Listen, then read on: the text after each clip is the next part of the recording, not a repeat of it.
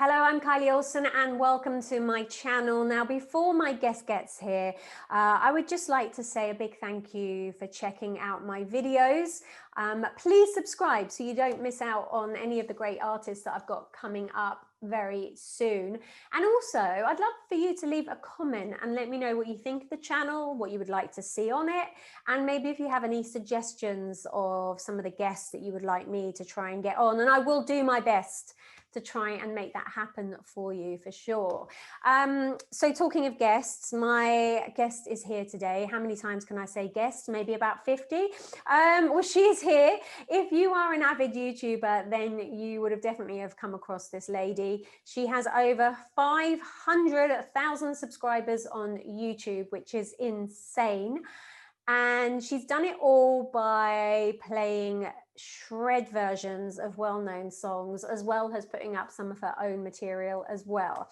And she makes it look so easy. God damn her. So Sophie Lloyd, welcome to Life in Six Strings. How have you Hello, been? thank you so much for having me. Yeah, I've been very good actually. Pretty good recently, just getting in the festive season, as you can tell. I know, we were just saying that we've both got our trees up. We did not talk prior to this and plan this or anything, did we? So No, we did. It does look like we've got a similar setup with like the amp and the guitar and the Christmas tree. It's like, great yeah, minds.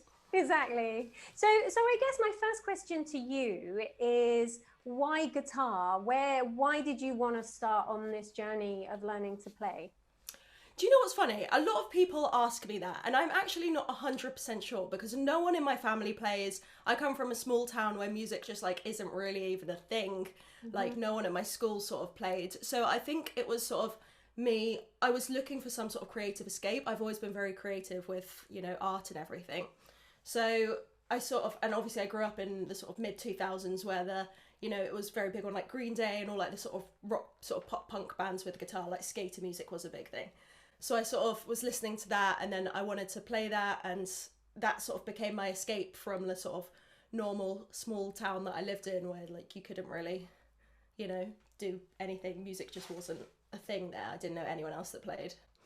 So how did you learn? I mean, did you learn on YouTube and stuff like that, or did you have private like lessons with a teacher? Or Yeah, well, a lot of my learning was done online through YouTube, and I think that's why I've really sort of lensed towards YouTube in my career. Was, watching a lot of Andy James videos and stuff like that, or like the very sort of entrepreneurs of like YouTube guitar, I guess. And I did have some private teachers as well who were really, really beneficial. I started on classical. I did like 2 lessons of classical. I was like, nah, I can't play Pantera on this. It doesn't sound as good. oh, so So you yeah, went quickly got into electric. okay, interesting. Yeah, because that's what I did. I just went straight to electric because I just thought Yeah. I don't think I ever really want to play acoustic, so why not just start on what I want? Yeah. And it's Yeah. Exactly. It's like a lot easier to hold. Like I find when I don't actually have an acoustic guitar here. I am getting one from Kiesel next year, but they're just a lot easier to sort of play than acoustics. When I get one now, I can't seem to like fit. I'm like, how does someone play like this? It's it like to hurts. It contort really your hurts body. under here. Yeah, it Yeah. does. You're right. For sure. So, I mean, I think you've touched on why you decided to go on YouTube. It's because that was the way you were learning, and I guess you were just more engrossed in YouTube. But why did you want to set up a YouTube channel? Well, I think, like I said, I didn't know any musicians, so sort of like being in a band or anything like that, like the sort of more conventional way musicians grow up, wasn't really an option for me. So I was sort of in that journey alone, and I wanted to kind of document sort of my progress mainly. Sort of when I started, YouTube wasn't this big platform that it is now. So I more just sort of wanted to document my progress over the few years, and the sort of first YouTube video that sort of went really well, I think it was like Nightmare by Avenged Sevenfold or something, and I listen to it now and like the audio quality is awful. You can't even really hear what I'm playing, but it's I'm really glad I did it because it's so nice to like look back at that, and it like really introduced me to the guitar community. So even though I didn't know anyone in real life, I met a lot of people through doing music online that I still chat to today, like Andy James, Dan Sugarman, Cole Rowland, all those sort of lot. We've got a nice little like community of people across the world. Oh, that's sweet, isn't it? And I guess in a way, like you say, it's quite nice to look back at those early videos and go, oh, wow, I've come a long way. And Oh yeah. you can kind of give yourself a little pat on the back almost. Like, go, Yeah, yeah, definitely. I'm better. Yeah, or you could just cringe into like a puddle on the floor. It's sort of somewhere between the two usually. Yeah, sure. And obviously you do the amazing shredlies and you take like Oh, thank you. well-known songs and you do your shred version of them. Where did Yeah. that idea come from? I think it sort of came from, I've always liked the idea of doing my own version of songs. So even when I'd learn like original songs, like I did a cover of Surfing with the Alien by Joe Satriani, which is all a lead song, but there were a lot of lines that like I couldn't play because they were like too fast for me at the time. So I would always kind of adapt it into my own thing. And I think through doing that and sort of adapting those songs and solos, so I never make like really exact covers, it would always be an adaptation. I got more into, when I would start doing sort of more pop covers, I did a few like Dua Lipa songs and stuff when I got into sort of that side as well. And I just found that they meshed really, really well, and it really helped my writing grow as well. I just wanted to add something different to something that was already amazing. And sometimes it's very unnecessary. Yeah. Like I did, you know, sort of Nirvana Smells Like Teen Spirit and all of that, but it's just, and like it doesn't need to be done, but it's just fun and it's just cool. I don't know, I just think it's exciting to do.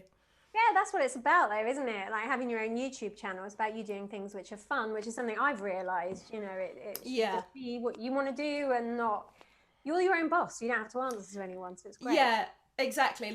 I think I found like a lot, because sometimes I'll cover songs like The Smells Like Teen Spirit is a good example, where generally the audience are sort of like more like, why would you cover this? This is so unnecessary, and they get kind of mad at it. But it's like, I was just having fun. I enjoyed it. I like, you know, I liked doing it. I like playing the song, and I think that's the key. As long as you're enjoying what you're doing, then you know you can't go wrong. Like just keep playing what you love.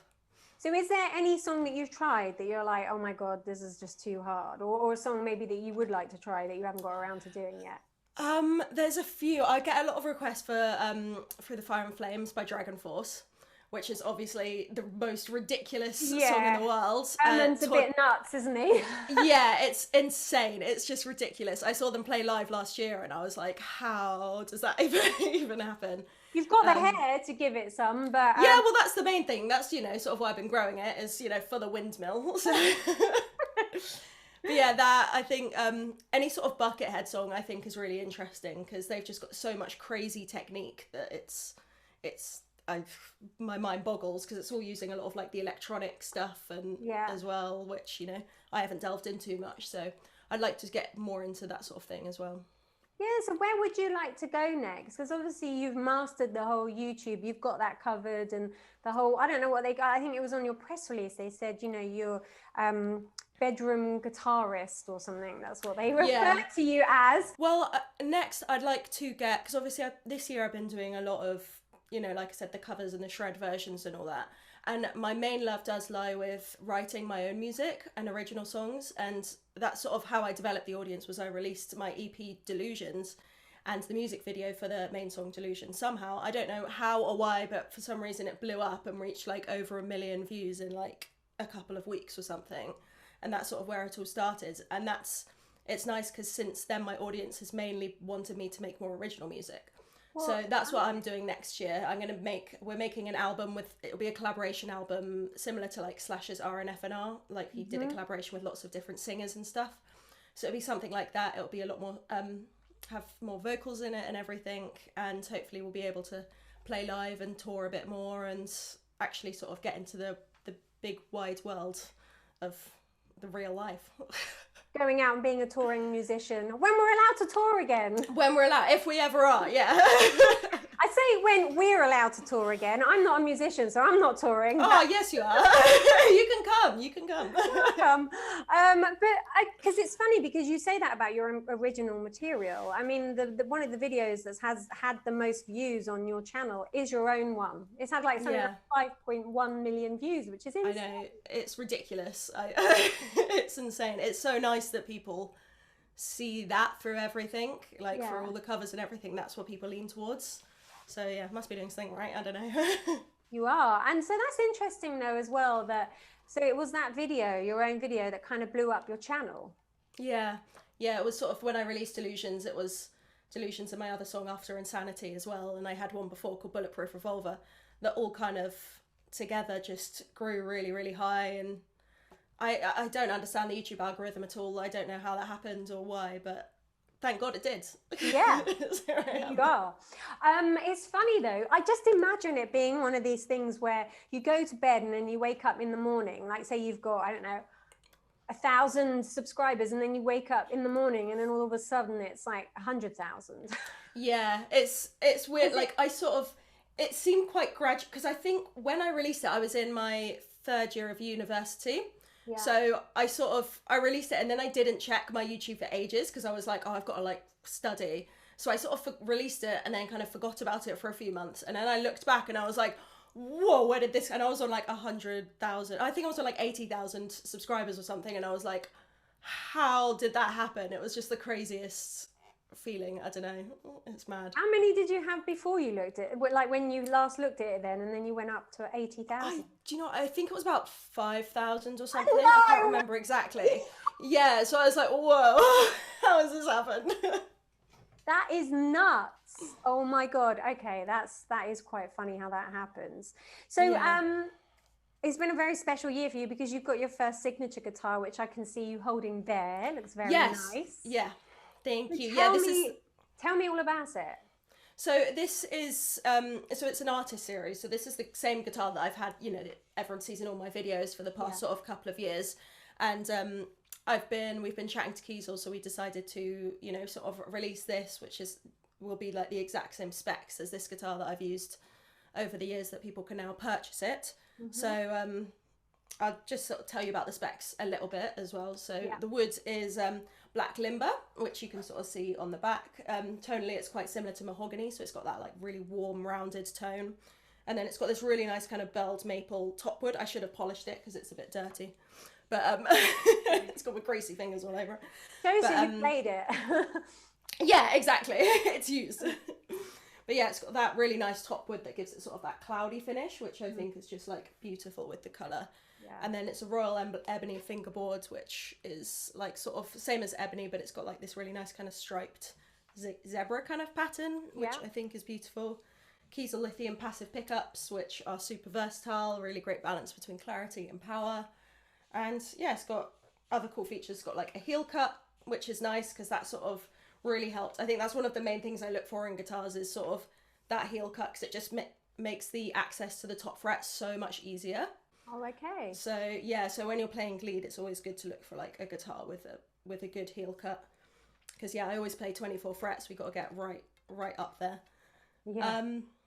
And yeah, it's got lock-in straps, lock-in tuners. It's just like a really beautiful instrument, and I think it's just inspired so much creativity in me with like how easy it plays. Like every time you pick it up, it's sort of, you feel like you can kind of do it all, if you know what I mean. Like there are certain guitars that just lend really well to particular styles of playing, and this just fits me down to a T.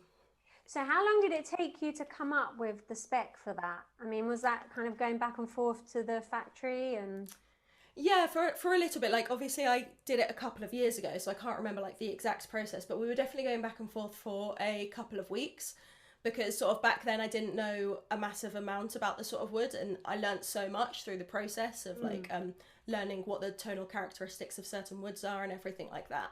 So it really expanded my knowledge. So it took a while to get like the sort of perfect kind of purple colour as well. We went through a few different, because when they painted this, they actually painted it like the wrong colour, and then they had to strip it and sort of paint it again. Oh, really? So yeah, we went back and forth a few times, but I'm so happy with how it turned out. And yeah, it just sounds absolutely amazing. It's crazy. And why did you go for purple? Someone was saying to me that purple guitars sound better.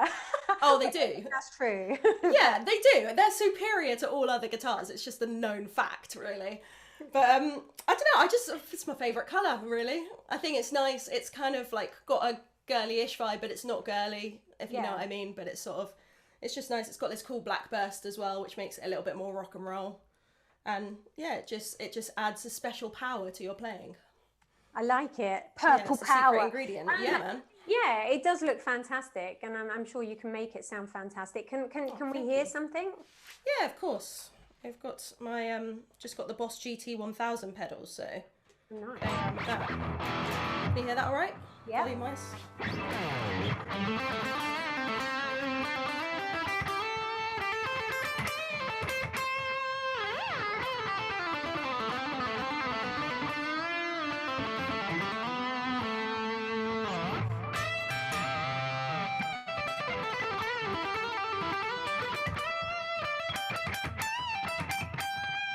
Bye.